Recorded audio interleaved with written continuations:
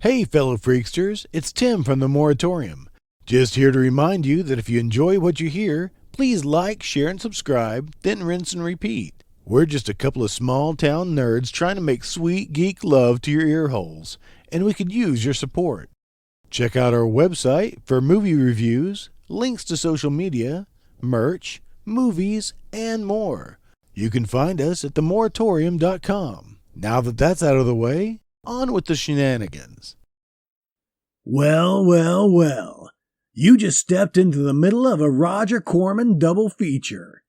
We continue with Forbidden World, a big-time alien ripoff where the titular creature just wants to turn the cast into space jello. We would also like to give a shout-out to our new head of music, Titanium Pinos, for our new opening riff.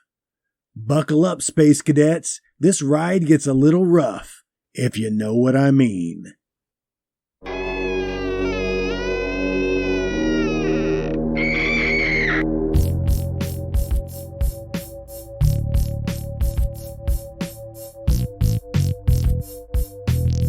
Yeah, they're dead. They're all messed up.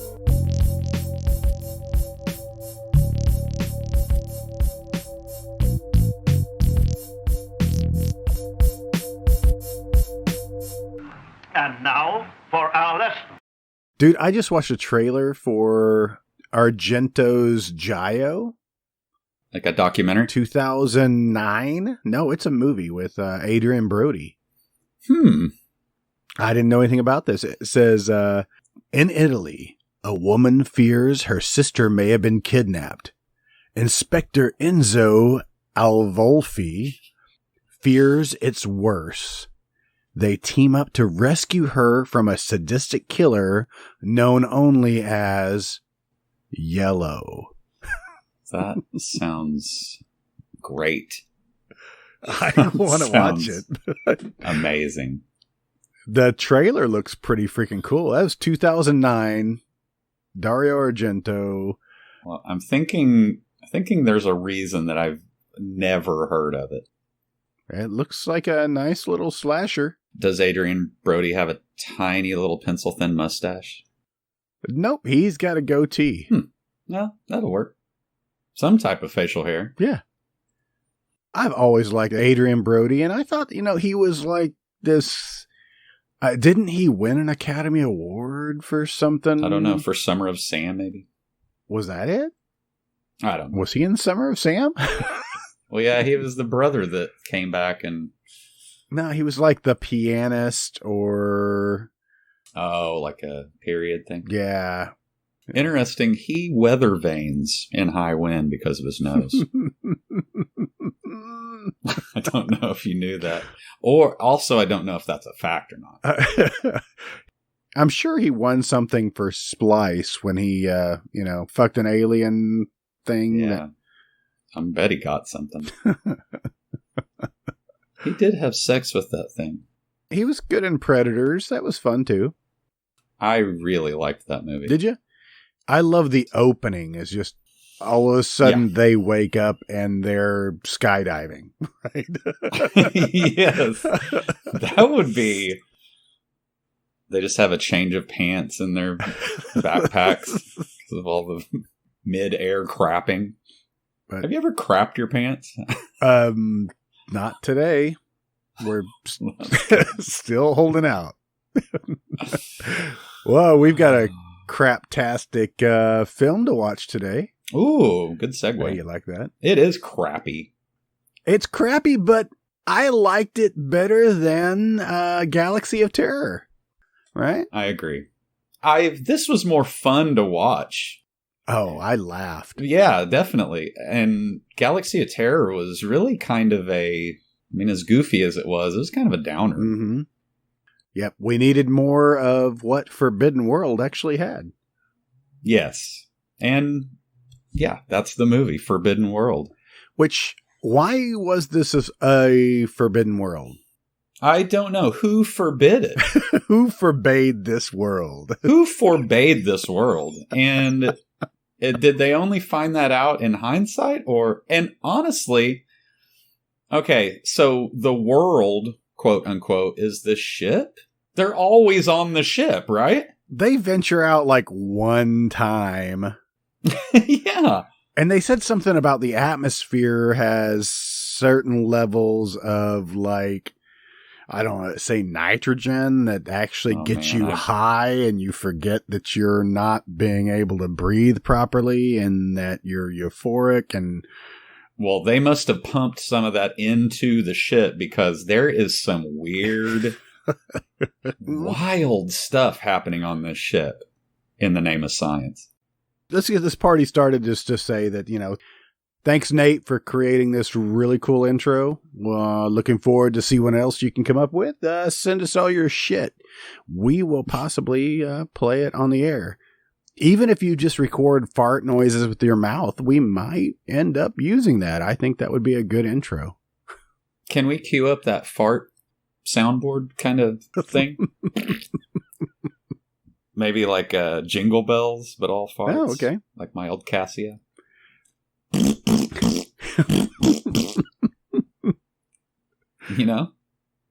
Did you have one of those old Cassias that could record? No, I wanted one, especially after seeing Ferris Bueller's, Yeah, of course. He's got like a expensive one, though. Oh, yeah. I just wanted something to have some musical talent. I have zero musical talent. I'm no good either. Just no good. Hey, let's go ahead and get this started with, let's introduce the show.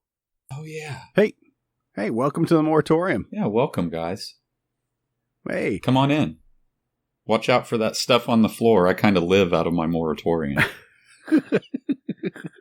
That may have been some leftover film I scraped off my boot. Mm-hmm. My boot. Boot. I'm your host, Tim Corman. Well. And with me, as always, is... Hi, I'm the co-host, Jason Walker. We're co-hosts. We're co-hosts. Co-hosts. Did I say it like that with an accent? Sure. Co-hosts. With your famous Italian accent? Mm-hmm.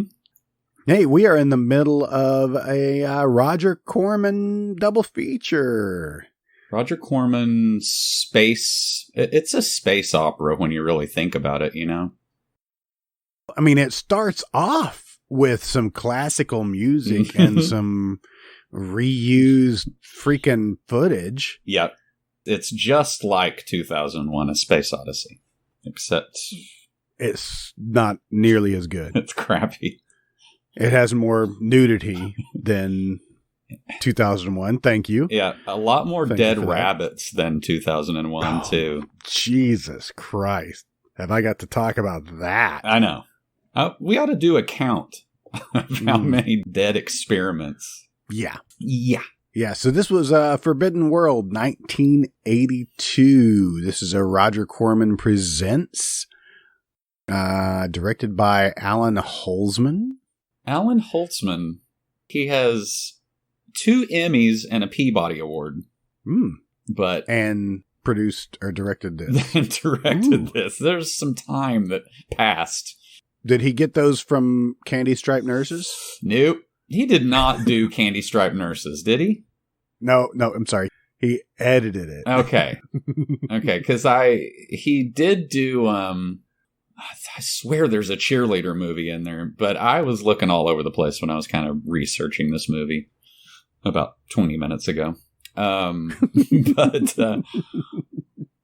Yeah, he started with this. This is his first movie, isn't it? His first credit? It looks like it. First directing credit. And eventually worked with Steven Spielberg on a documentary. So don't give up, guys. So this was also written by Jim Wynorski. Perfect. Yeah. He directed Chopping Mall. Oh, cool. Oh, yeah. I bet 98% of his shit is Roger Corman produced. Right.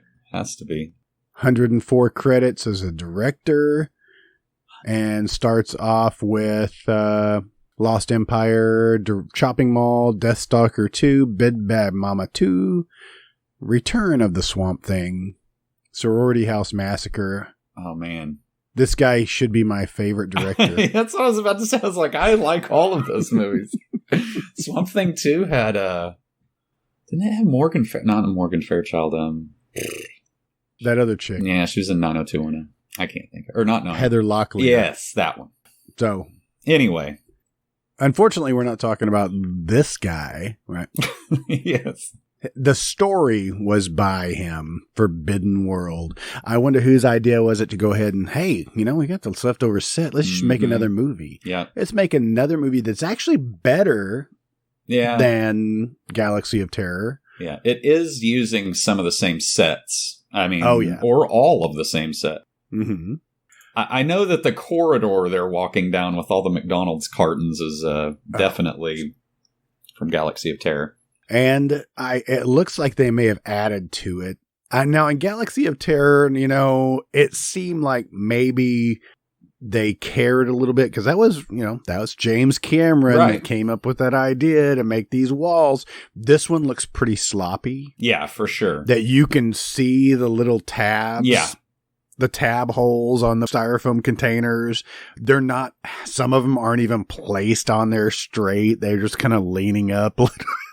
James Cameron would fly into a rage if he was on the set of this thing. He would just be like, firing everybody. And so let's read this Forbidden World. Let me read this off for our audience. Oh my God. If this is the plot, it cannot be more than like 7 words long because literally there is the summary for this should be like, have you guys seen Alien? Well, watch Alien. And that's the exact plot.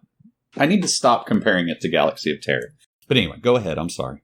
In the distant future, a Federation marshal arrives at a research lab on a remote planet where a genetic experiment has gotten loose and begins feeding on the dwindling scientific group. Calling all of those people together a scientific group? Yeah. One girl, she just carries a tray around. So June Chadwick, who plays Dr. Barbara Glazer or whatever, Glazer. It's just laser with a G at the beginning of it. Yes. Glazer. Why didn't they just cut that lasers. G off?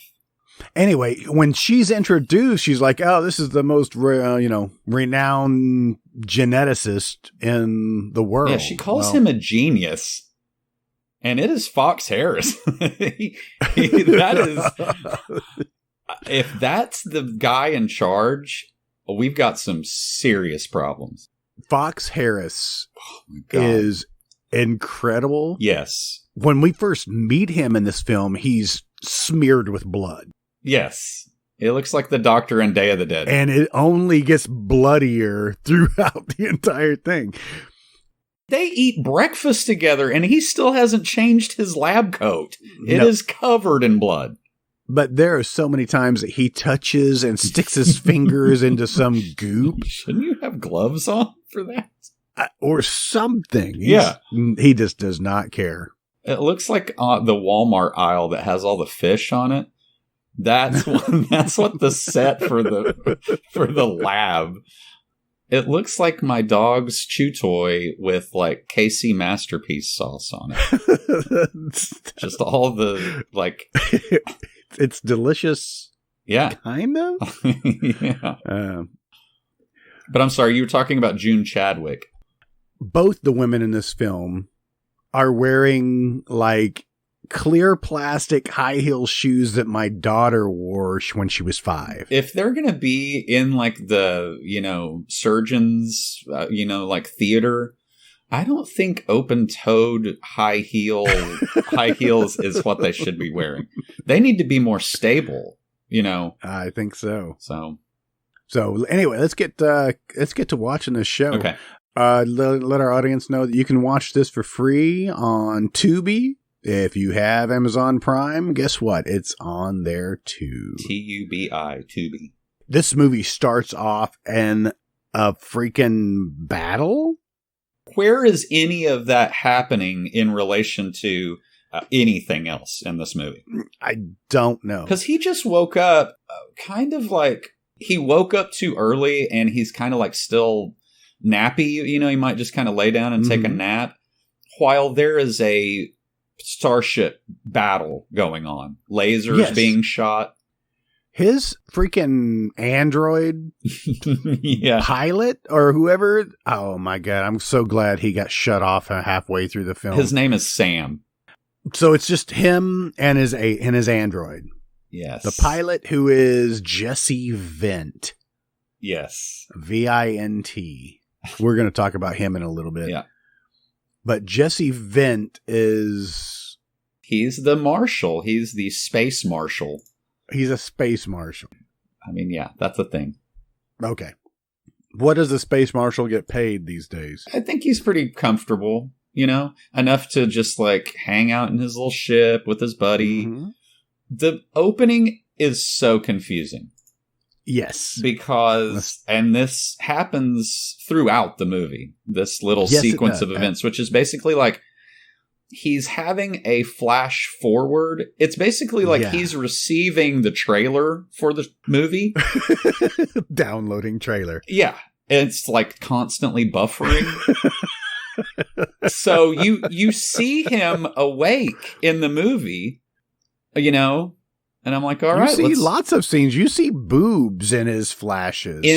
Yeah, like you said, they do this several times in the film. I don't mind it. No, but it's like, it's padding, you know, to kind of pad the runtime out, but also who's seeing that? Is it him while he's asleep? Because that's what they imply. I don't know. So are we in a time situation? I don't know. Well, who knows? He is in, you know, kind of stasis or whatever.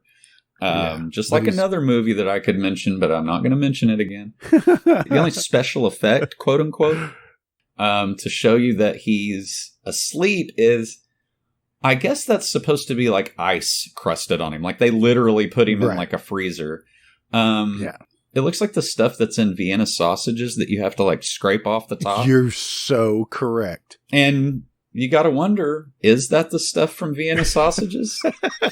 Is that the craft service in this movie? They just got Vienna sausages, crackers, and those little cartons of milk. That's that was gross. Okay, so we open into a space battle. After his android wakes him up and he starts taking control of the ship, there's other ships that are cruising in and firing at them for no reason. Was from Battle Beyond the Stars. Right. That was footage that was directly ripped from a more famous Corman movie. Yes. So you got footage from Battle of the Stars and sets from Galaxy of Terror. Also, right. Like I said, who in relation to everything else, which ship is his? His is the glowing one. Okay. Well, I guess his is the one that doesn't blow up, but then... Oh, no, he has a nice little force field, but when he shoots at them, they just explode. Yeah. He also is basically... His name's Jesse Vint, right? Mm. He does look like dollar store Scott Glenn a little bit. Yeah. But Jesse Vint got his start in the early 70s. No, 68. He has that Westerns, you know, chiseled jaw type. Sure. It looks like he was in a ton of different movies that would be right around the same kind of production value as a Corman film. Sure. But I looked at Death Sport, 1978. Now, Death Sport, I was reading, was a possible sequel to Death Race. Okay, and it was supposed to be a trilogy, but this failed so bad. A futuristic science fiction about a sport to the death using destructocycles. Okay. Which were just like little Yamahas with, you know. Like plastic parts put on. But I remember seeing this box art because David Carradine, but he has this weird, like, helmet on. Oh, man. But I've seen this box so many times. Yeah, it's basically like the motorcycles from Megaforce. Yeah. You're kind of glossing right over the fact that Jesse Vint was in Chinatown. Yes, he is. Jesse Vint, born in Tulsa, Oklahoma. Really? Did not see that. That's interesting. Yep, I see it right there. Yeah, he was the farmer in the valley in Chinatown. Right, which is basically he didn't have any lines or anything. Yeah. I don't remember who he is in Chinatown, is what I'm trying to say. No, I don't remember. He's interesting in this movie. He's Yeah. He's kind of up for anything. He's kind of like a Han Solo. And he does not go solo in this film. No. He actually... We'll just say he's a space player. Yeah. He's a... Okay, I'm not going to say what I was going to say. So there's a hallucinatory space battle in which I guess he wins. Who knows? Unclear. But he's arbitrarily turning knobs and flipping just toggle switches. So many toggle switches. He's not in a gunner's chair. Yeah. At all. Yeah. He's like shooting lasers by flipping a switch. That seems if you had like a button or a trigger. But what do I know? I just play a lot of video games. Seems there's an easier way to do that. But I guess in the battle, they got hit and they lost most of their power. And he immediately goes to start fixing something in the dark, a little flashlight. And he's like, oh, I could bypass this if I had wires. And the android says, well, I'm made of wires. It's like, all right, I'll just start yanking wires out of you then. Right. Or I think the set has some wires like kind of running through it that are not doing anything. Grab those. This space battle, though, is bonkers. He's not even doing the minimal, which is like a Star Trek stumble. Right. He's actually walking through his but again, it's hard to figure out which are flashbacks and which aren't. But he's walking through his own ship while it's taking like evasive maneuvers and stuff. And he's not sitting down with a seatbelt or anything. Not like in Galaxy of Terror, at least, Freddy Krueger was able to use a woman as his seatbelt. Right, exactly. So is all of this sequence from Battle Beyond the Stars? I think just the ships and all of that bullshit. Okay. Not his, like, action figure that he is hanging out with. The thing does look like a Star Wars action figure. Yeah. Or like a right. Lego action figure, for that matter. There you go. The fake science-y things are making me laugh. Like, when they have to go through that, like, cleaning, that little, like, ultraviolet, like, thing. So he lands the ship and immediately has to go. They meet him and take him into, like decontaminate, kind of. But it kills all living things.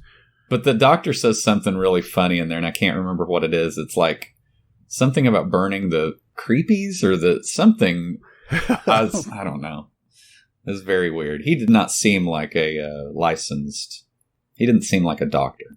He was sent to this place, this research facility, because they requested help. Is that correct?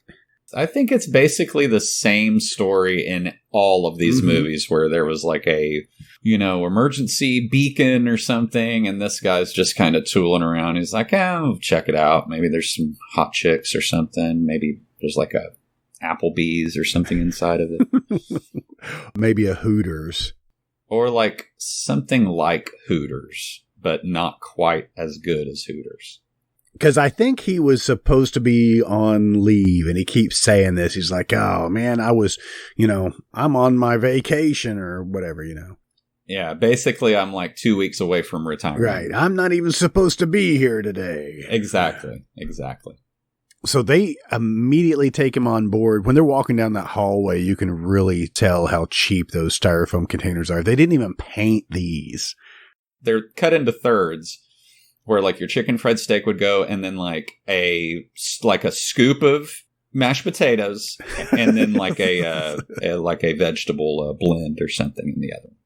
Yes, there are green bean stains on the other side of that container. Yes, they're used. They're definitely used. But they take him straight into the part of the lab and this is utterly disgusting. This is the part of the movie where I was like, okay, maybe I can work with this. Explain this, because it looks like a animal research facility that all of the animals have been slaughtered by, even gremlins came in here and just tore these to shreds. There is a monkey up in the corner if you look real close. What I love is, just for like set decoration for that big kind of breathing, can't be good for anybody thing, that cocoon. Mm-hmm. There are eggs on a little tray. They look just like grade A, like farm fresh eggs. Okay. With what looks like a spider cocoon. Yes. They're trying to dress it up. If you read here in the trivia for Forbidden World on IMDb. I love trivia. It says here that the slaughtered animals in the laboratory were actual dead animals bought from a local pound. What? No. I refuse to think that. I am going to forget that you said that. Because that is absolutely That horrible. is reprehensible is what it is. It's almost, I would say it's worse than using the real skeletons in Poltergeist. Yeah. Yes, these people should be haunted. These people should have a poltergeist attached to all of them. Fox Harris actually died from a poltergeist. Yeah, little known facts. The curse of Forbidden World. Everybody walks through this set, and it's disgusting, but smoking cigarettes, it's fine. Putting your hands on everything. There's not a scene that he does not have a cigarette in his hand or mouth, and he is just right. Yeah. I mean, literally, the actor, Fox Harris, does not look well. And he's smoking these little black cigarettes that are just like... They look like the black cigarettes that your wife used to smoke a long time ago. What the fuck were those? Those were Sampornas. Yeah. Remember? I hated those. Those hurt. It's like smoking a mummy. What I'm trying to figure out is, so Fox Harris they're kind of walking and talking, just wading through real dead animals, I guess. Thank you so much for telling me that. You're welcome. He really does look like the doctor from Day of the Dead with that stained lab coat and stuff. Yeah. He says we created a little monster.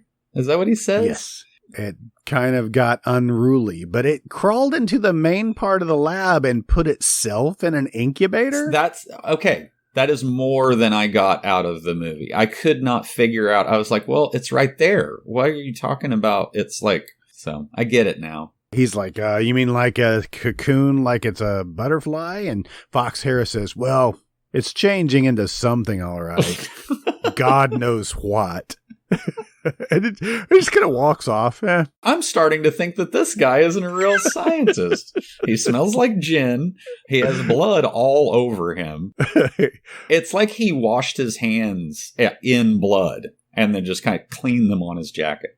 But in the meantime, this girl, June Chadwick, is like horny for him. Oh, dude, both the girls, I mean, granted, I love that maybe Star Wars has set the precedent that we do not need underwear in space, no bras in space. I'm fine with that. Well, I mean, anti-gravity, that just makes them better, right? Oh, sure. I think if you really dial in the gravity, like not 100%, like make it like 90%, then you don't get any of that inevitable the sag. Yeah. Exactly. Are you saying that that I need to go to space so I don't have to wear a sports bra when I go out? Yes. I like it. But all the exercise that you'd have to do in order to be considered to be like an astronaut. You don't think I would survive that? I'm not saying that. I'm just saying I could survive being an astronaut. I couldn't survive what it takes to become an astronaut. Exactly. If they put you in that like G force thing, like in a Spies Like Us, I think you would. My insides will become outsides. Yep. Yeah. That's what I was going to say. I wanted you to finish it for me. Yeah, anyway, can we introduce Michael Bowen now? Because it's blowing my mind that he's in this, and he also looks like he's 19. Sure. I did not have a tab open on him. I have a tab on everything else. I really enjoy his performance in every movie. But he doesn't do much in this. He basically is like the ship's dumbass. He immediately, when they were walking through with Jesse Vent and he showed him that fucking cocoon thing, Jesse Vent reaches for the like little like salad bar kind of door thing. Yeah. And they were like, don't doctor's like, whoa. You see what I'm seeing, right? Why are you going to fucking open that? He wanted one of those eggs. We just told you that this is the thing that killed all those real animals. Did they call him to clean up that mess? Yes. Or were they just leaving that mess? He's like a space janitor. But the luckiest space janitor in all of the Milky Way, because he has two women. Presumably he is, well, it showed a picture of him and the one girl. I don't want to say the dumb one, but I mean, anyway, she has a picture of them like kind of hugging and stuff. She seems a little ambivalent about the relationship, but anyway, can we get a lock on that door? Just a simple, like one of those little TSA locks would do it. They want bad things to happen in this lab. Everyone is like a Paul Reiser, where they're just like, well, I'll set this up where this guy gets infected. And they're like, well, when he does that, it'll, When that creature finally attacks him, though, it's not a closed incubator. No. It doesn't burst through the glass to get him. No. It comes out like, it looks like a big piece of liver. Like beef liver. It's gross. So the space janitor is called in to clean up all these nasty animals that they've conveniently left so this space ranger could see the carnage that this thing left. And he's immediately like, well, let's just throw some cyanide in there and we'll kill it off and I'll go home. We'll call it a day. You're like, we could have fucking done that, dude. I'll crack open a beer right now. My job's done and I just got here. Thanks to the UV rays. Exactly. If they know that thing is right there, at least lock it up. Mm-hmm. I mean, that is literally the least they could do. The head guy is very adamant that we cannot destroy this thing.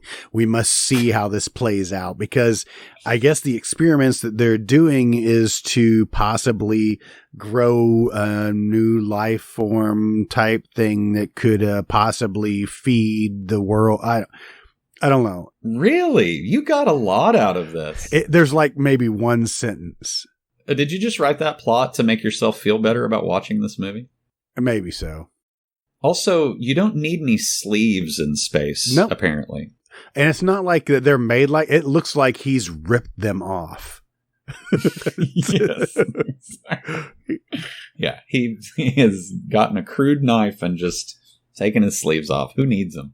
You got to air these guns out. Our space janitor is Buck, who likes to fuck. Yeah, let's just get that out of the way, because he totally is. Their space strawberry shortcakes leave a little something to be desired. Is that future food? I guess. They're ragging on it, too. Oh, really? He's like, I just want a dollop of cream on this. Can I get some flavoring? And everybody else is like, ooh la la. Look at this fucking guy. But that's after our guy gets clobbered by the liver? Yes. We didn't finish talking about that saying. He has a giant piece of beef liver on him, which is this movie's, the face hugger type. Mm-hmm. I did like it. He's looking in the incubator because I guess he was on the phone and it kind of hatched that beef liver. Yes. And it's kind of attached to the glass, and he kind of opens up the door to look at it, and it jumps out and attaches to his face. Yeah. And he destroys the entire lab. If he had just stopped for a second and just tried to like peel that, he's putting it to his face like as if he got punched and those are like frozen peas or like a steak or something. He's holding it to his face. And just totally freaking out. It's hilarious. Oh, yeah. He destroys the door to the Botany Bay. Yeah. He destroys every beaker. Every beaker. I hope they have a storeroom for like lab supplies because he just fucking shattered all of it. It was awesome. They're also in the future. Shouldn't that stuff be unbreakable? You would think. Not make everything out of glass. I forgot this is 70s space. While this guy's getting attacked, that's when they're having their strawberry shortcake at breakfast or whatever. Fox Harris smoking that Oh my God. devil's turd. Yes. And probably just breathing gin all over that dude that's sitting next to him. I wanted to talk about space silverware. Yeah, let's do. Actually, you know what those things are? And I bet you money I'm right. They look like used to for little kids, you'd pour like cold medicine into you'd measure it in the spoon. There was like a hollow spoon. It was like a little... with a spoon on the end. That's what they're using. Something, but they're huge. And in the meantime, Fox Harris is eating breakfast with still shit all over his jacket. All over him. Blood, different fluids. And nobody is interjecting. And they're like, well, it's a doc. Yeah, he's got blood smeared on the front of his shirt, on his tie, on his lab coat. We for sure all are HIV positive by the end of breakfast. June Chadwick, though, looks great. Yes. So I can say that I'm 29 minutes into the movie. Yeah. Jesse Vint already has his shirt off and is climbing on top of the doctor, a scientist. And she comes out and she is just... She instigated it. Oh, yeah. No, I'm sorry. I'm looking at the walls next to their room. Don't. And it looks like squished ping pong balls or just leftover freaking dates. Oh, bad dates. That they had from craft services. Bad dates. They just... Also, try not to look at the space lube on the nightstand there. You like that? Also, the Christian Bale guy is watching the whole thing. Oh. He is totally perved out on this. And he was like, I put you in this room. And when she coaxes Jesse Vint into her room, he's like, no, you were supposed to be in the other room. Right. But then immediately turns on a camera and watches them make out while he's playing with a toy. Ugh, yeah. A little kid's toy, which I had one of those, a little pull string, light up things. Dude, on his desk, there is a toddler's teething ring as well. Ugh. I just thought I'd point that out. Please tell me there's not a baby on the fucking spaceship. That'd be a bridge too far. Mm-hmm. This sequence is strange because one, I guess she knows he's clean because he went through the UV rays. Yeah, he's still got that weird like combination skin or something on his stomach. She's like turned on by the scars. Yeah, which are hastily applied prosthetics. They look like when you put Elmer's glue on your hand in like elementary school just to make a little like piece of skin. That's exactly right. The editor of this movie is on methadone or something because it is like seizure inducing what is happening. There are lots of flashes. Yeah. They were trying to get trippy with it. I guess, yeah. It does look cool in the trailer. Yeah, this sex scene does go on for quite some time. There's music in the background. The one black guy, he's in there playing like a space flute. Yeah, which basically a space just looks clarinet. Yeah, it looks like a bong, kind of. Yeah, I thought it was at first. I'm like, and then I saw his fingers moving. I'm like, man, that's a very intricate carb system you have on that space bong. Yeah, you have to have like a friend to like come over and like put his finger. Could you on. light this? Yeah. But what is a flute but a... good point. But a space bong. Space bong. This sex scene, though, goes on for quite a while. At points, they look like they're wrestling. Yeah. I mean, he's got her in a headlock. Yeah, you it's know? like a game that they do in the future. It's gross. Yep. It goes on for quite some time. There's nipples involved. And not just hers. Exactly. Space nipples. So our guy that's our pervert, does he get like an alarm or something? He's got to go check it out? I don't know. He might have just heard a noise. Because he's walking through the corridor with his blaster pistol, whatever. Yes. And even while he's walking, there's flashes of the sex scene. It's really odd. Oh, well, it's unclear, but I guess I thought maybe he was actually like still like, I don't know, hallucinating from watching that, but apparently not. But he also is carrying one of those little flashlights that barely lights up, like it's like a 2-inch around like glow that, I mean, and that does look like a Star Wars space pistol that you would get at like Toys R Us or something. A part of the story that they are totally neglecting to fill us in right away, that there is one girl who was this guy's girlfriend. Okay. That she was a scientist on the ship, and they explain it later that they used part of her eggs, or they artificially inseminated her with this thing. Okay, I did catch a little bit of that earlier. Fox Harris explains, like, just in the weirdest way that they needed, like, it's just the plot for Alien. They needed, like, a live... Needed a host. Yeah, exactly. So that sequence is kind of over for me. He's still, I guess, thinking about them having sex while he's being attacked by something that you don't see, really. Mm-hmm. Also, in the middle of that sex scene, unless I'm wrong, isn't the other girl undressing like in a completely different room? She's just going to bed, I think. Which she's had a long day of just carrying that one tray around. Yeah, so that's finally over. They cut away to like a model or like a exterior shot, of this. It looks pretty cool. It does look like it's a small little model. Yeah. It could have been the set of Alien 3, in fact. Yep. That was a lot of things like in Galaxy of Terror and their little outdoor spacewalk thing. You heard a lot of high winds. Right. But like nobody's hair was moving. Oh, yeah. Yeah. If you had the closed captioning on when the spaceships are flying, it does say spaceships whooshing. Yeah, whooshing. The scientific word whooshing.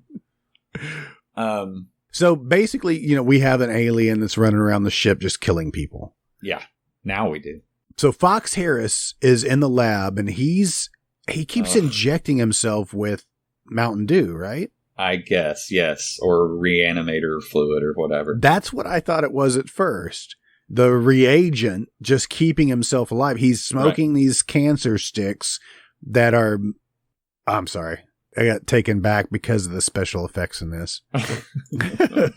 Were you scared? He's in the lab. He injects himself with like the reanimator reagent, smoking a cigarette, and he's watching what's left of our space janitor who has been liquefied but is still kind of alive. Yes. That is very creepy. I mean, that's cool looking. If he had a tongue, he'd be saying, "Kill me." Yes. Kill me. But it does look pretty cool. It looks damn cool. It's moving. Its eyeball moves. Its mouth moves. It would not surprise me if Fox Harris took like a tortilla chip and like dipped out a piece of it and just ate part of him.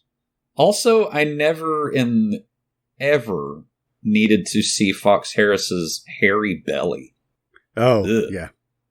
All right. So the next morning, we've got this chick. Space Bimbo. Space Bimbo. What was her name? I had her up just a second ago. Dawn Dunlap. Yes, Dawn Dunlap. She obviously doesn't have any problem with showing off her body because in this movie, she just totally bears it all. She's like, well, I better put this little dress on so I can take it off 10 seconds later. that nightie thing that she's wearing as she's Uh-huh. walking into like the space sauna, You can see her butt. it's not covering anything. I'm not complaining at all. Oh, I don't want this to be misconstrued as complaining. yeah. She also was wearing like Jack Ruby sunglasses. They're like kind of like. I guess they probably have pretty good sunglass technology in the future. She barely has any information on her other than in her trivia states she lives in Texas where she raises emus. So, I mean, were you expecting it to say she's a Rhodes Scholar? And well, maybe she seems like she's doing great. better than Space Bimbo, I guess. Yeah, She could have been playing Space Bimbos all of her life. sure. So anyway, She's in the space sauna. she's in the space sauna. Can we just put the modifier space before everything? Yes. Okay. Because our space jockey, what are we calling him? A space ranger. He's a marshal. Please, Tim, respect his position. But he decides to go to the space sauna. For some reason, I think he said maybe he heard a noise or something. Yeah, maybe. Or maybe he has been stalking her the whole time and was just waiting for her to get naked so he could assault her. She just welcomes it too. Fine with it. Yeah. At first, she's like, oh, she covers up herself. But then she's like, wait a minute. We don't get your kind around here too often. Exactly. My boyfriend just recently passed, but I'm okay with that. Like 30 minutes ago. Like, he's still alive. He's just being... Quote unquote. Oh, God. She moved on very quickly. She was not attached to him whatsoever. In space, you got to look out for number one, you know? Mm-hmm. Because you never know when number 2 is coming around. I think that was Mark Twain that said that. That sounds about right. No, he didn't say.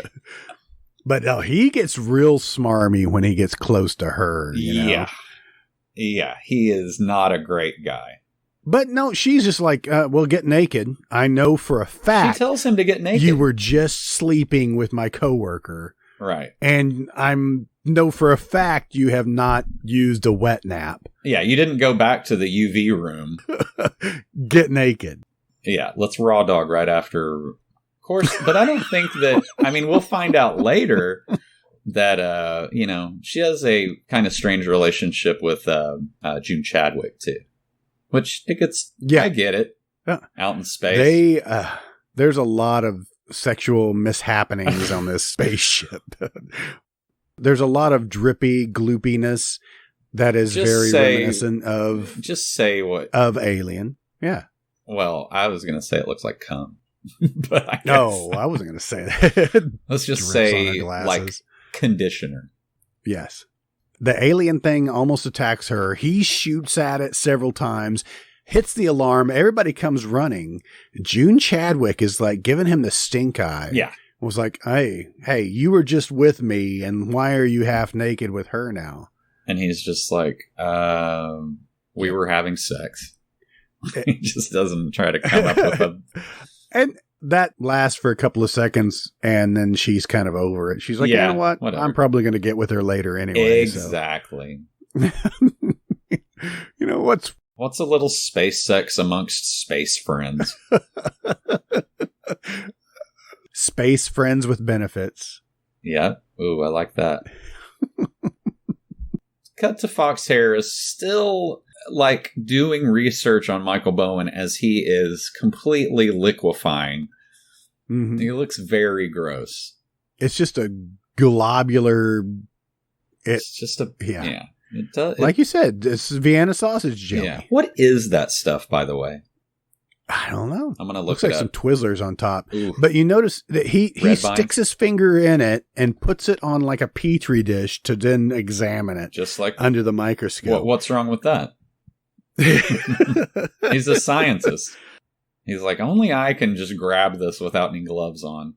Here's what they call it: nitrogen narcosis. I feel like that might be a thing. Isn't that what happened to the people in Outland when they rode that like elevator? And maybe this little scene in the lab where what was Space Janitor, when he just like slides apart, that was really gross.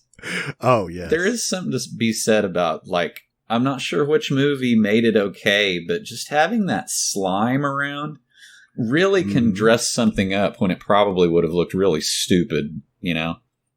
Oh, yeah. And I assume all that's KY.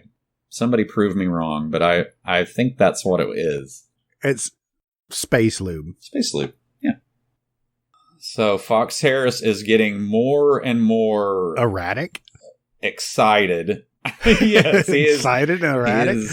We've never seen. This is unprecedented. Yes, he is. What's the word for having a boner? Starts with a T. You know, erect. I almost said turmeric, but that's a spice. Yes. Anyway, don't correct me, anyone. So they go on a spacewalk because Why? They believe that the alien has escaped and they need to kill it or what? They have baby blankets wrapped around their heads. Yes. They look a lot like the Sand People. Yeah, maybe so. Tusken Raiders, excuse me. Yeah. Please, don't misquote me on Star Wars facts. I know nothing about it. I didn't know Sand People was a derogatory term for those guys. That's right. So they have Space Bimbo inside watching over them on closed caption camera. They are definitely where Shatner fought the Gorn. Yep, real close in California. Can I just point out that, there are things that they kind of make work, trying to make it look futuristic, quote unquote. Mm-hmm. She is literally tapping what looks to be like a glow stick. She's using a glow stick to type out numbers on what appears to be like the main gate at like a storage facility. Okay. It's just like a little, so the gate will unlock. So I'm not sure what she's doing there. Is she doing the taxes or something? Maybe. Nothing like she's an accountant. Yeah, space accountant. They find the alien thing, Cocoon, and they start shooting at it. The robot or the space android, the Sam. His name's Sam. He gets shot. Okay. How does he? I don't know who shoots him or if it ricochets off the rocks. It like a friendly fire or something? I don't know, but he gets shot. I mean, it's another reason to just put him out of commission, which is fine because his voice was annoying. He is really being a C-3PO on this trip. Mm-hmm. And she's watching it on closed caption. There are 3 more glow sticks on her nightstand. Just in case. She's going to a rave later on with the doctor. They shot at this thing, and it was just the leftover cocoon shell of the alien. Okay. I think that's what they said. There was nothing in it. They shot at something and killed their android for no reason. Still don't. They chase the alien back to the main campus. Okay. We're calling it a campus? I don't know. What do you want to call it? That sounds good. Space lab? Space lab. Even Space better. lab. Mm-hmm. Space lab 2020. Or 2021, right? Yes. That was C lab, but close enough. Oh, yeah.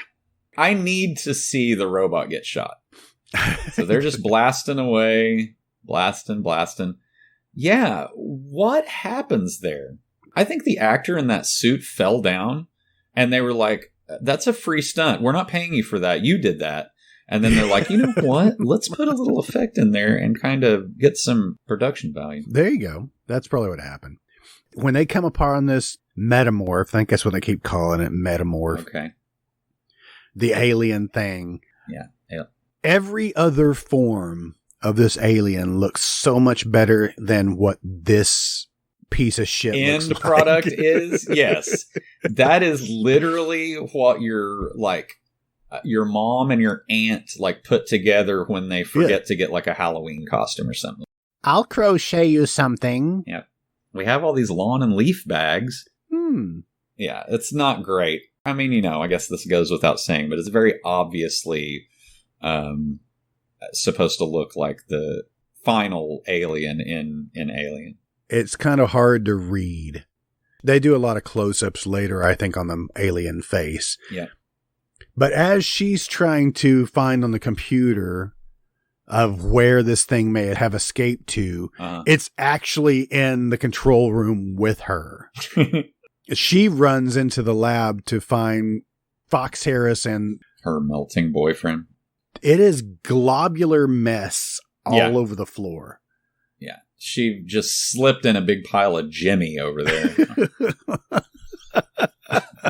I got some space janitor on my shoe. Yeah. What the hell is that thing? Anyway. But, Jimmy, nobody knows this, but he was taking night classes to become a space custodian. Yeah. Yeah, we should stop saying space janitor. He was a custodian. I was going to mention when our space janitor, when he was attacked by that calf liver. When he was destroying the entire lab, when they went to the closed circuit TV camera looking at him, and there's just blood spraying up at the lens of the camera. Yes, that was laughable. I loved it. Yes, it's like that guy's got good aim because that camera's like 30 feet away. That is cool though. So they're all hanging out in the lab. This is where I am when the captain or whatever just kind of stumbles in. Whatever happened, it must have happened while they were out on their little moonwalk or whatever. Mm-hmm. Yeah, he was looking at it. He was literally 3 foot away from the alien when it escaped down the exhaust port hatch. Right. And then jumps back up and drags him under. Yes. If we have learned anything from this stupid movie, it is those things can't move very well. Don't help them by getting within like tentacle distance or jumping distance. That's it. Tentacle distance. Stay at least one tentacle away from the monster at all times. Your hands and your arms. Social distancing from all alien beings. Yes. Listen, people. Now, they're in the lab, and I noticed this before. There's a giant fish tank back there, and I saw something moving beyond that fish tank, and I thought it was some of the crew members. When it was actually the captain. He comes out just half slimed. What happened to him? That's when he got pulled into the shaft. The thing grabbed him, I see. And there's a whole lot of exposition in this part, because they looked in the closed circuit TV camera, and saw the alien in there eating what was left of the space janitor. And it really kind of looked like Terror Vision. It did. It was just actually had a piece of meat or slimed flesh sticking it into its mouth. And they were like, oh, he's eating it. Yeah. Yeah. It's like the alien, and this is what Fox Harris says, is reducing the humans to a simple protein that expands and I guess creates more proteins for more food. Oh, okay. And that's why it doesn't want to kill them. So it's not killing anybody. It's just maiming them enough to turn them into a simple protein so it can eat them later. There. That's all the movie. If you say so. Okay. You don't buy any of that, do you? It's irrelevant. Now, what is relevant is two girls taking a shower. She's lightly patting at her hair. Yeah. She's like, "Oh, you've got some Vienna sausage jelly stuck in here." Let me comb this out. Very slowly. Very slowly for everybody. But I appreciated it. And back to... No, wait, I'm still on the scene. Oh, wait, I had it paused. Cut this part out. Boobies! Are we going to say that every time there's nudity? Yeah. Also, Dunlap, whatever the girl is it Dawn Dunlap? I've forgotten already. Sure. She screams in this. I mean, I have I'm watching it also, and I have the sound turned down, but her scream is so irritating, and she does it basically for the last 30 minutes of the movie. She is just running and screaming. Yes. Okay, so everybody is hanging out in the lab while the janitor is melting on the table. Mm-hmm. They're in the same room. Do you want to cover him up with a blanket or something? They're walking casually around this globular, massive, slime-filled... It's everywhere. Yeah, it's gross. They're not wearing shoes now. Of all the times that they're not wearing their space stilettos. Right. They're just going barefoot. Also, in that kind of makeshift sauna from way, way early, it seems like a million years ago, the floor looks like the floor of like a YMCA in New York or something. It looks disgusting. And she is walking on it with bare feet. That type of thing in these movies really, that just grosses me out so much. So they're walking back and they find the alien in part of the control room, or I don't know. Yeah, who knows? The one girl who is supposed to be the renowned geneticist. Yes, she's a genius. Smart chick decides that she could try to communicate with this thing. Do you notice every time it shows from the point of view of the alien or the monster itself, it's like somebody just smeared KY space lube on the lens. Yeah, it just kind of dribbled it down the front. If the alien monster was that blind, it should be easy to get away from. Exactly. If the perfect like killing machine is constantly getting gloop in its eyes, it seems very easy to get away from that thing. It's an unforced error, is what it is. Meanwhile, Fox Harris is making like a parfait out of the, I guess that's the captain now. Yes. This is longer than I need to think about this, but that gloop that separated and kind of looked like the Blob, the remake of the Blob a little bit, I thought that was Space Janitor, was it not? Because then they look over and he's still in one piece. Is that editing problem? Like, was that another body that they brought in? I don't know. I don't know. Okay.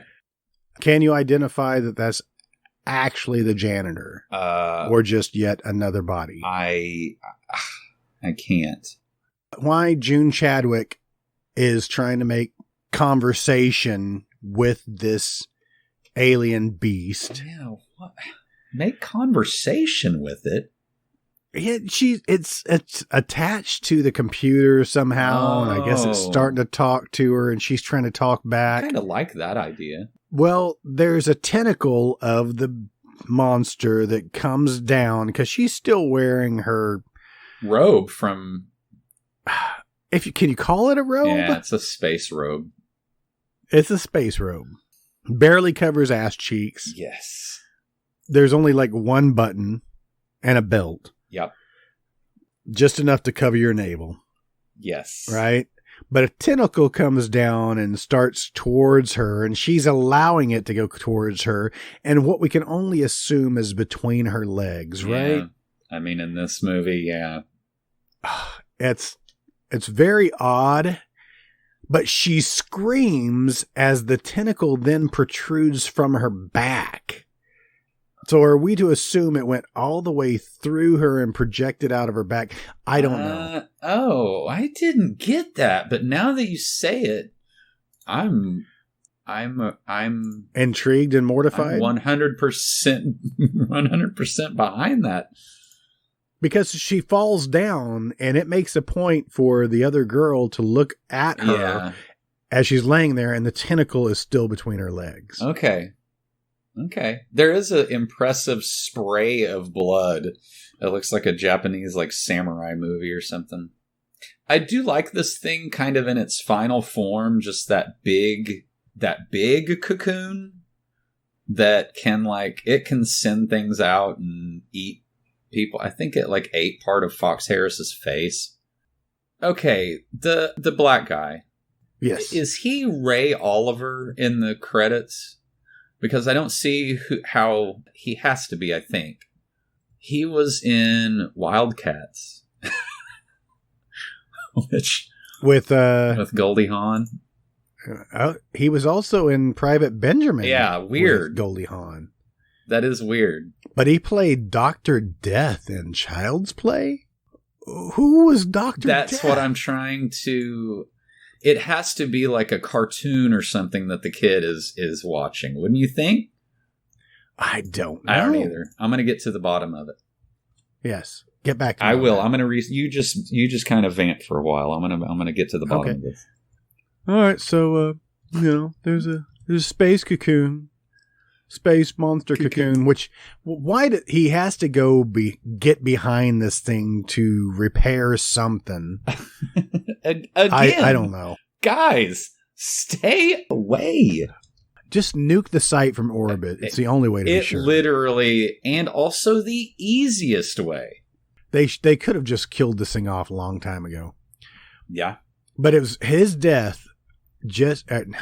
Who did you say? Ray Oliver. Yeah. His death is because he was crawling in trying to use a space screwdriver to fix something, and the alien pisses on him. And it just short circuits everything and kind of explodes. Wow. That's like when my cat sprayed on my subwoofer. Yeah. And it actually says trippy music in the closed captioning. Oh my God. But they don't even check on him. They're like, oh, well, no, he's dead. I'm not going in there. If he's not dead, he's still covered with stuff, which... And this is where we divulge that Fox Harris has cancer. Yeah. And he thinks that if the alien will eat him, the cancer will destroy it. Because he took a little bit of his blood, right, and put it with that alien parfait that he was making. Right. And that's what made him come to that conclusion. Yeah. Seems like we got Shyamalan there, for a second. Yeah. Jesse Vent is carrying Fox Harris down the corridor, the hallway. Yes. Fox Harris is easily outweighs him by 20, 30 pounds. Yeah, he's strong. I couldn't do that. Do you think you could carry a Fox Harris for that long? No. Carry him to term? How far do you think you can carry a Fox Harris? I mean, that's a trick question. It's a very loaded question. Also, okay, so he finds out that cancer, like the cells in his tumor, can affect this thing. He is still smoking a cigarette while the guy is just rooting around in his stomach. They send the girl back to get some morphine that I think he said it was in his chambers, in his bedroom. That actually sounds right. That tracks. Yes. And they're like, by the way, scream every second that you're running down the hallway and then coming back. But yeah, she does encounter the monster in the hallway and avoids it very easily. Oh, I love this. When she finally, I guess that's what the reagent that he was injecting into him must have been the morphine, because she has the syringes in her hand. And it's not even as cool as Reanimator. No. They obviously broke open one of those glow sticks, light sticks, and poured it into a syringe. Yeah. It looks like the pin that you get when you buy like the Blu-ray of Reanimator. It's just a pin. So she walks by and she sees the gelatinous mess of a captain, and he reaches out and grabs her, and she backs up and screams, and the hand comes off. Yes. And still attached to her robe. That was actually pretty cool. That made me laugh. Yeah, the alien eyesight is just like a camera that they smeared Vaseline on. It is not helping that alien do anything. Okay, so Ray Oliver, I just have to tie up this thread. Okay, you got to the bottom of this? He's the guy at the very beginning that Brad Dourif has been going to. That's the reason why he was able to inhabit the doll. He's like a voodoo guy. You're so freaking right. It's been a while since I saw the original Child's Play. I really had to think about it. But yeah, that's him. Man, did you look at the pictures for that, or did you actually pull it out? No. I didn't. No, I looked it up on the Chucky Wiki. Oh, Chucky Wiki, which looks pretty cool. But I still, have you seen the new series? I have not watched it. The new series about Chucky? There's a TV show? Yeah. Oh, where have I been? I don't know. I think I read about that and totally forgot about it. What's it on? Why are we watching this movie? Why are we watching that? I don't know. They changed the way the doll looked. Well, okay. Anyway, let's get back to the movie. Anyway. Sorry, this could be.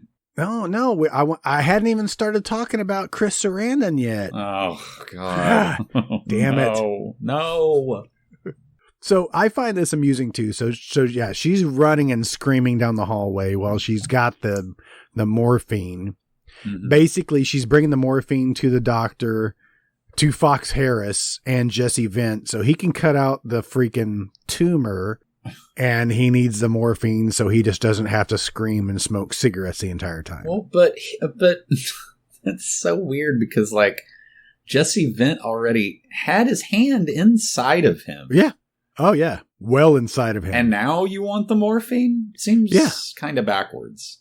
But like you said, when she runs into the alien and then avoids it, she basically goes around in a circle and comes up behind it and then screams again when it pops out and start chasing her the other direction. It looks like Miss Pac-Man and she's like avoiding the ghosts or something. I do love this when Jesse Vint is pulling out the tumor. Uh-huh. And it's just strands of... It looks gross. It's strands of Fox Harris just attached to this tumor as he's just pulling. Strands of Fox Harris. Love that old poem.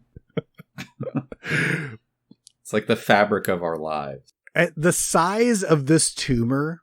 Yeah, he should have been dead a long time ago.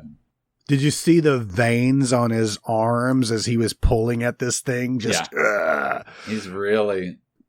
he was really getting into it. May I suggest a scalpel, which is probably in the fucking drawer right there? Why do you have to rip it out of there? That probably hurts worse than anything.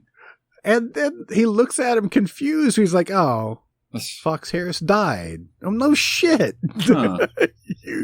You just yanked something out of his tum-tum. We are in a super futuristic, operating theater with all this machinery and equipment.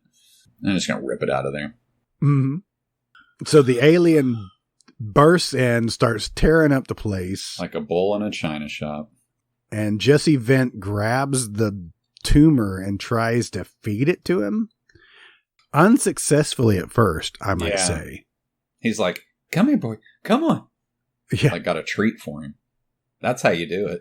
You put that tumor in like a piece of a wiener, and that alien would have just eaten it right down. Right on down. Just wrapping some bacon. What are you doing? But so the alien knocks Jesse Vint down and he drops the tumor. I mean, it was some of Jesse Vint's. I mean, part of it was the alien, but also, part of it was him too. The tumor is 6 inches away from his hand. Yeah.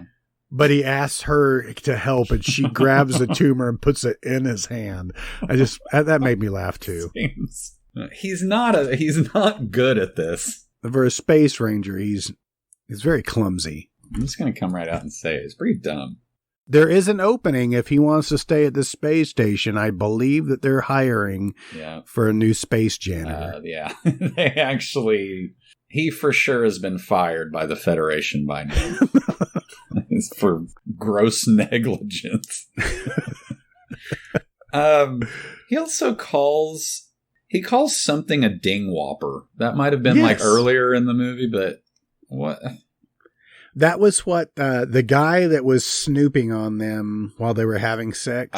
That's what this guy called it, was a ding whopper. One line. Why do they keep up with it? I don't know. So he shoves the tumor inside the alien. The alien starts dissolving immediately. Looks like when you put Mentos in a Diet Coke, basically. And while they're watching it die, we now get another, flashback. Is it a flashback or is it just forward. Testing to see if you have epilepsy? I think it's both. I started drooling on myself when this happened. Yeah. I had to put a bite stick in. It's like when Bart's watching, they're in Japan and he's watching like Seizure Man. That's the name. It's just flashing lights. I think everything can be explained by it's a forbidden world. Yes. It's forbidden. Why? Why is it forbidden? Who forbid it? Those who are forbade this who planet? forbade it. gotta get my tenses right. I think we can agree that this was a movie? It's on film, apparently. But Jesse Vint definitely had sex with the blonde. So, silver lining. And now she's gone. Conveniently, so is the entire cast, Yeah. including Sam. If you didn't notice, Sam got hit by the alien and it ripped him in half. Yeah, I wonder what that could have been. Wait a minute.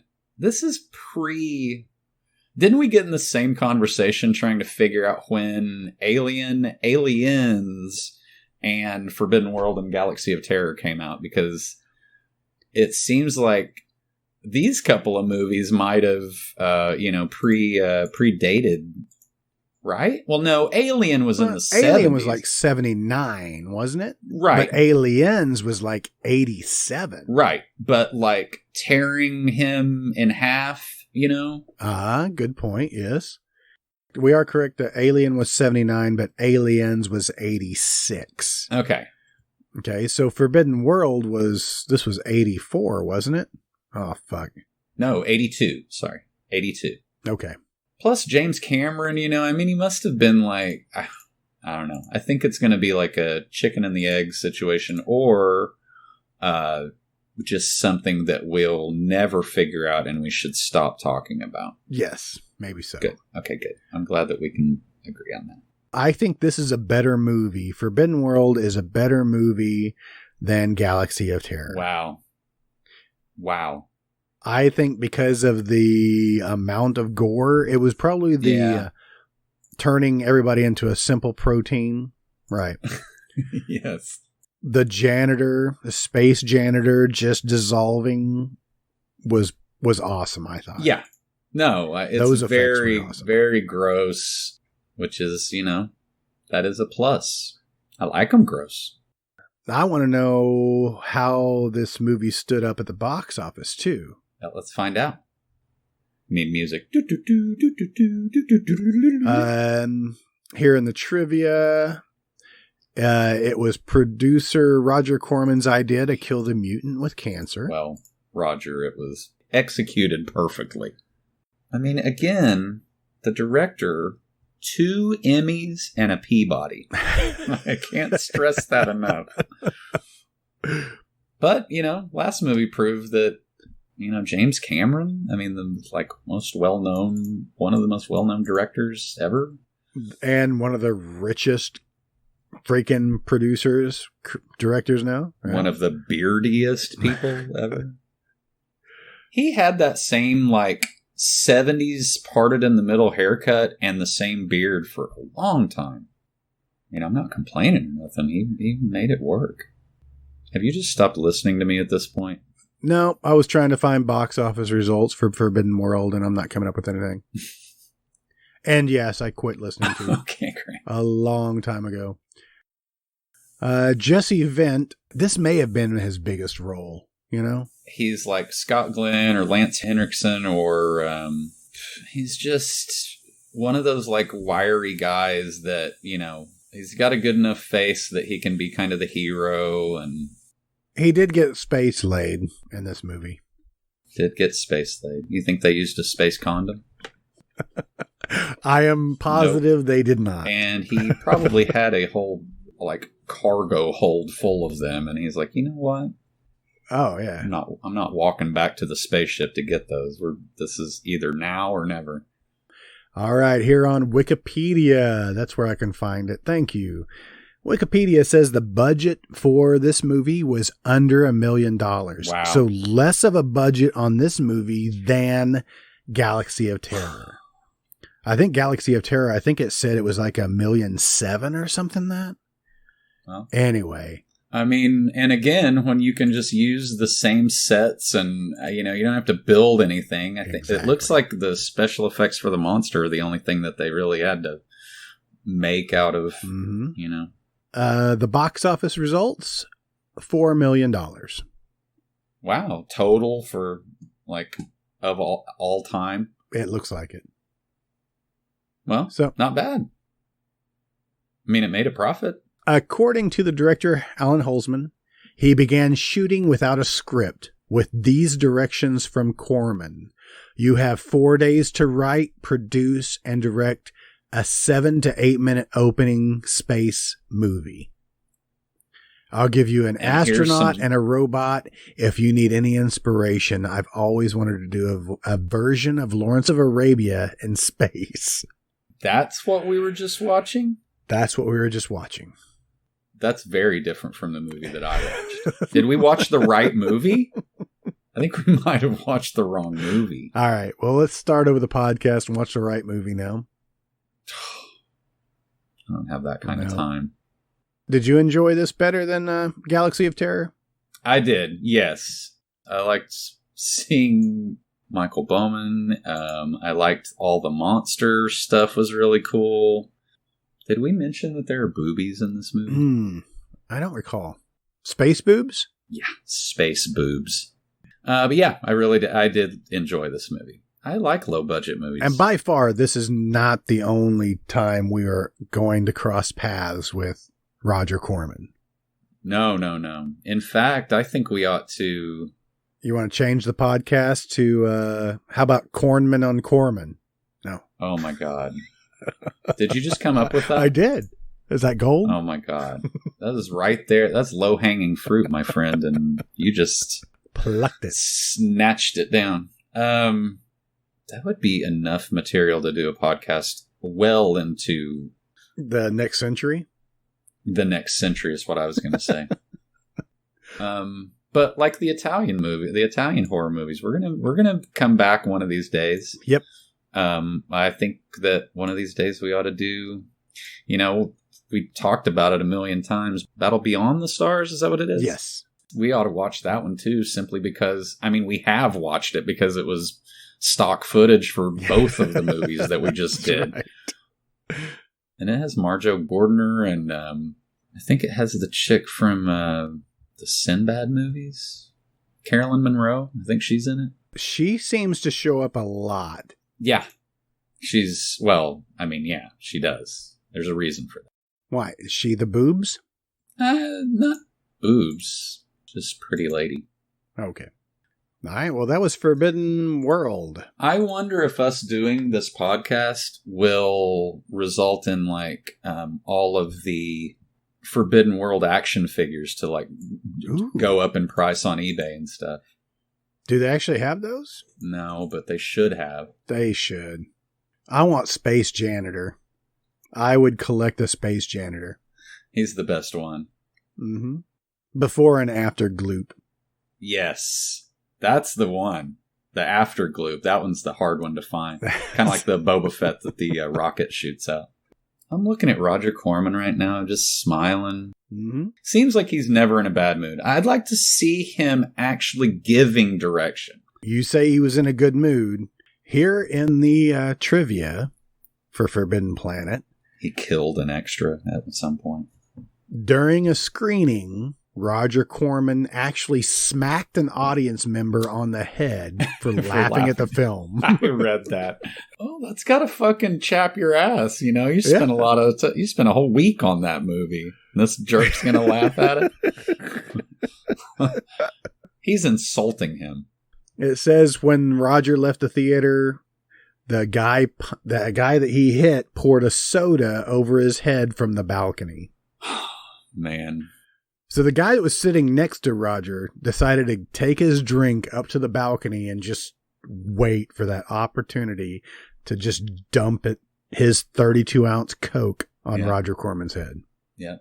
Didn't Robert Downey Jr. do that in Weird Science? That's right. I think there's a sale going on at Towel World. Good one.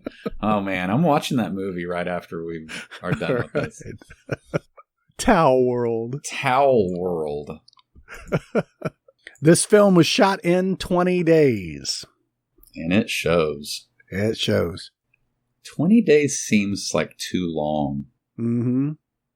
Anyway, I enjoyed this. I did too. Originally titled Mutant. Yeah. There's another movie called Mutant with Wings Hauser that we've got to get it. Well, we're eventually going to do a movie with Wings Hauser in it. Oh, I don't know how we've avoided him. I know. this long? His first name is Wings. Just want to remind everyone of that. Hey, there is a really good documentary called Corman's World. Okay. Corman's World, Exploits of a Hollywood Rebel. I believe I watched it on Amazon, but it is very good.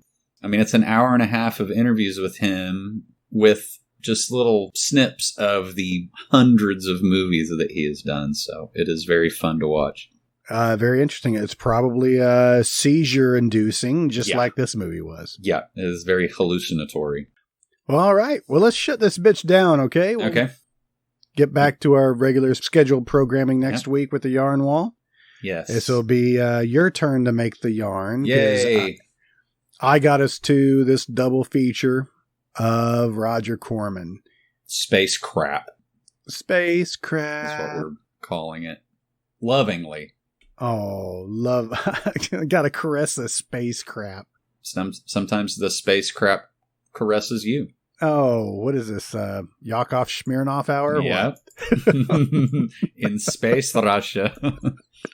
Okay. That's now I know we need to stop the podcast. All right. Anything else you want to share with us? No, just follow us on the social medias, Moratorium and Twitter and all the other ones. Check out our merch page, please. Buy some shirts. Soon we are going to be putting our director's cuts behind the paywall. We won't be begging for your money. Okay, yeah, we'll be begging for your money. Yeah, please give us some money. Please. All right, then. Well, check out Krista's blog. Still knocking it out of the park with some good stories.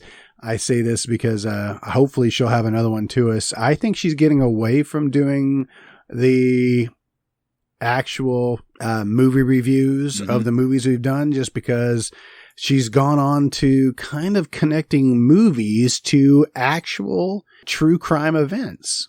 And I'm digging it. It's really cool stuff. Awesome. All right. We ready to turn this bitch out? Yeah. All right. Turn this space bitch out. Bye, guys. Thanks for listening. Bye-bye. Bye.